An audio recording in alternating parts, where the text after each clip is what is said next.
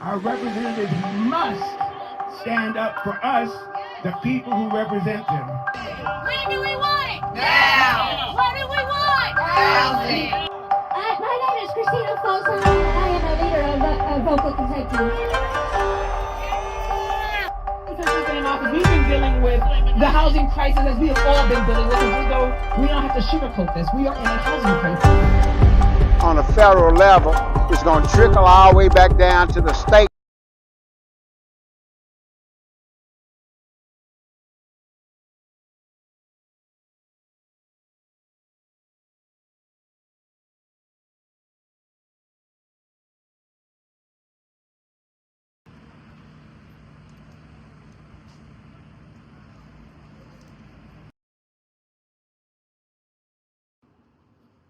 Going to D.C.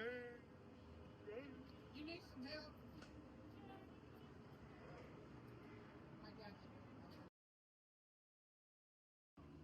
Hi, my name is Sandra, and I'm a leader for Vocal Kentucky in Louisville, Kentucky.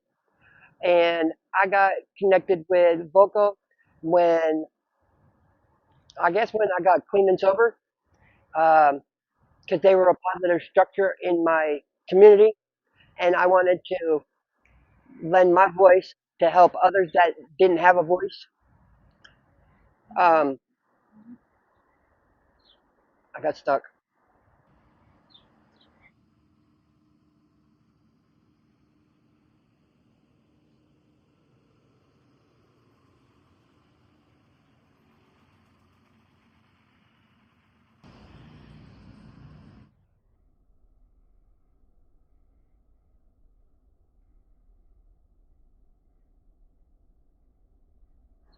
My name is Christina Folsom, and I'm a leader of Vocal Kentucky.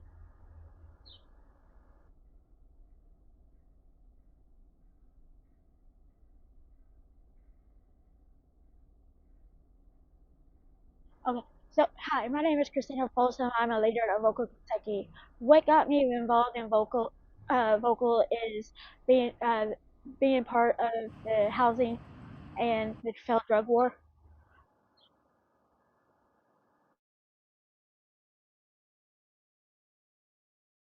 What brought me to want to go on a trip to Washington D.C. is on my birthday, April 22nd. We had a housing rally here at Jefferson Square, and then I was also told that what Trump was doing with that HUD voucher cuts.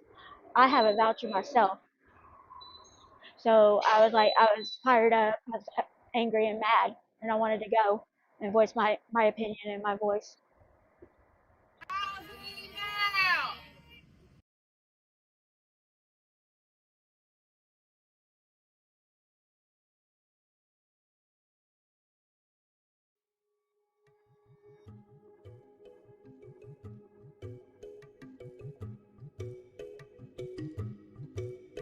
All right. My name is Lamont Anthony Sr. I'm out of Louisville, Kentucky. I'm down here with the homeless and the Medicaid and Medicare cuts. And it's touching very highly to me about what they're doing down here on the federal level. On the federal level, it's going to trickle all the way back down to the state level, in which is going to affect me and my family and everything else.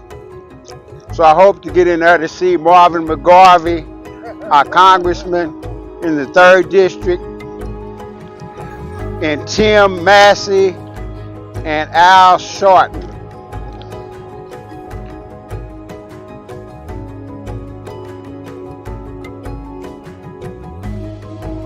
Um, so when I found out that Trump was trying to cut Section 8, I was extremely upset and I wanted to be involved, but I didn't know how to be involved.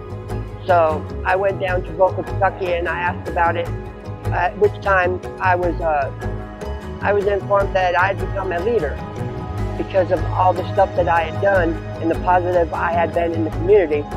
And I wanted to go to Washington because they claim that they're running out of funds and that they want to put us back on the street.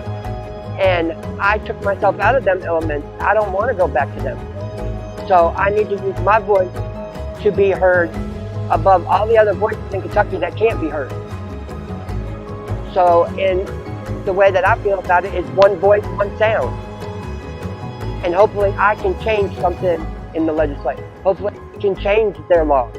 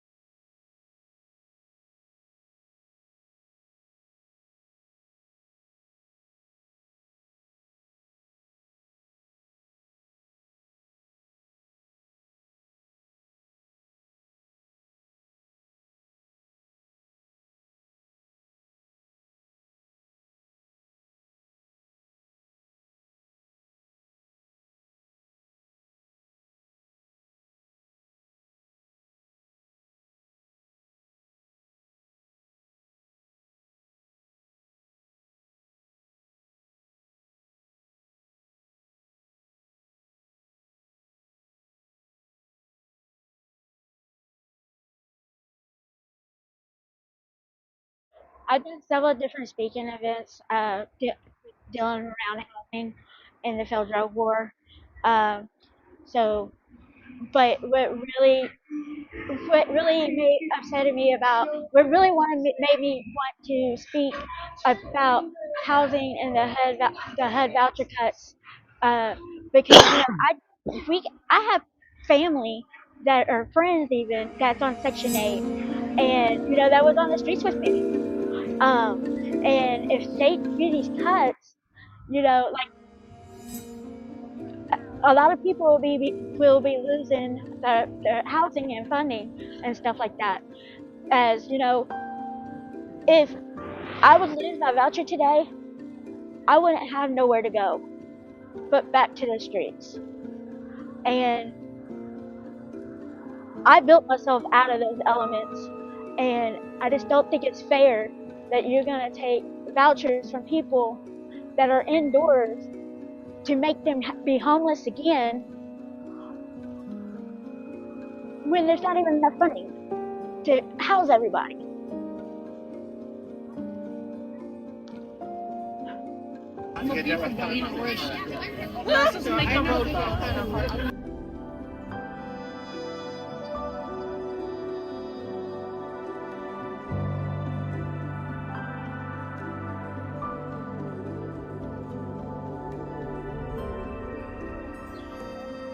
I was actually no. I was nervous before, and then when they started passing me around to this person, to that person, to that person, to that person, and then they told me 30 minutes before I had to get on stage, I was nervous. But once the two state representatives, state councilwomen, got up there, and what they were saying tied up into some of my story, and I was hyped at that point, and then I was just having fun with it.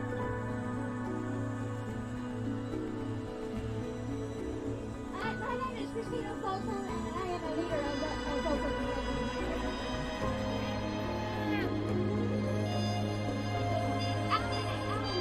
I'm back on the street that I built myself out of. Hell no. Right. Everybody, and I repeat, everybody deserves to have housing and a place to call their own home. I am fixing to give you guys some truth or facts. Do you guys want to hear? 2.3 million families rely on Section 8 to help afford housing. These families include low-income households, people with disabilities, and working families. Democrats and Republicans, Section 8 is one of the few ways to access stable housing. Without it, the gaps between those who can afford housing and those who can't will likely widen worsening poverty and inequality. It's So Christina is my daughter. Uh, my late husband that was killed was her father. So to hear her speak at this kind of a rally was phenomenal. She was awesome. I couldn't be prouder of my daughter in fighting for what she believes in. And I've always been raised to always fight for what I believe in. And neither one of us will ever back down when it comes to fighting for housing for everybody.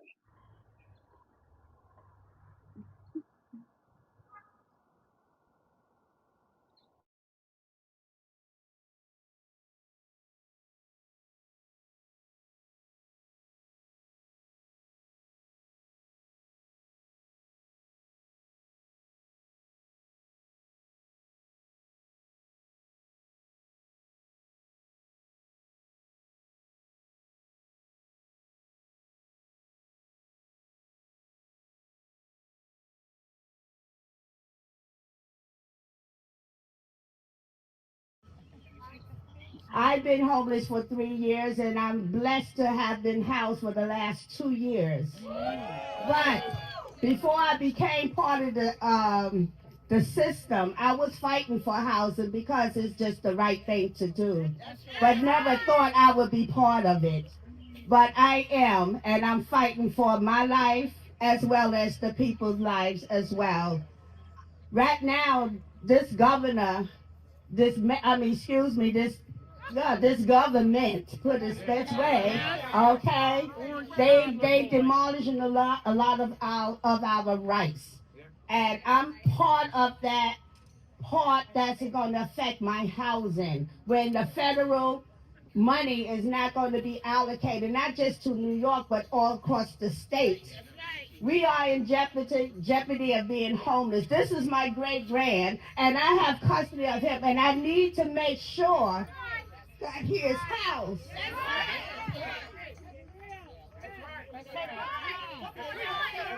That